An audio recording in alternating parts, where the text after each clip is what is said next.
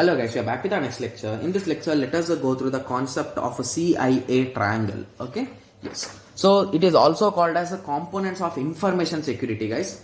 Okay? Yes. So it is nothing but CIA triangle, which is a triangle of information security. On three sides, we are having a C, I and A, that is nothing but confidentiality, integrity and availability.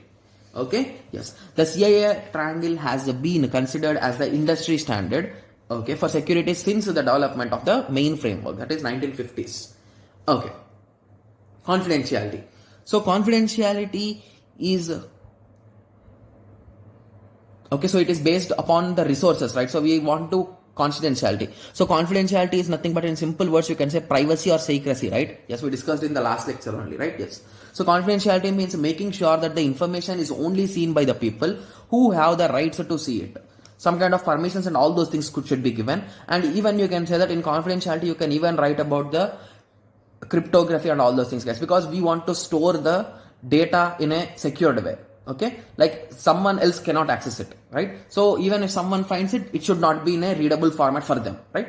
So that is nothing but confidentiality, guys. Okay, so let us now move to integrity. So integrity is nothing but the truthworthiness, guys. Okay, so basically if you are an authorized user, you can access anything, guys. You can do any kind of operation, whereas if you are an unauthorized user, you cannot access the database or you cannot do any operations on the database. So that concept is nothing but integrity. So integrity refers to the truthworthiness of the data or resource and is usually faced in terms of preventing or unauthorized changes or anything. So we want to secure the information. That is the main goal.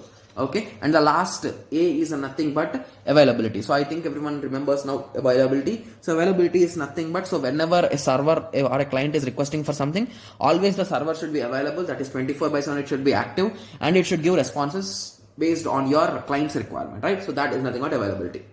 Refers to the ability to use the information or resource. Described availability means having access to your info whenever needed. So it might be from your side or from the some other side also. The information should be available, that's it, right? Okay, so I hope everyone got some basic idea on this. So in the next lecture we will be discussing about the components of information system, guys. Okay, so in this lecture we discussed about components of information security. Please understand the difference, that is security and this is for systems. Okay, so let us meet in the next lecture and discuss about it. Thank you, thanks for watching.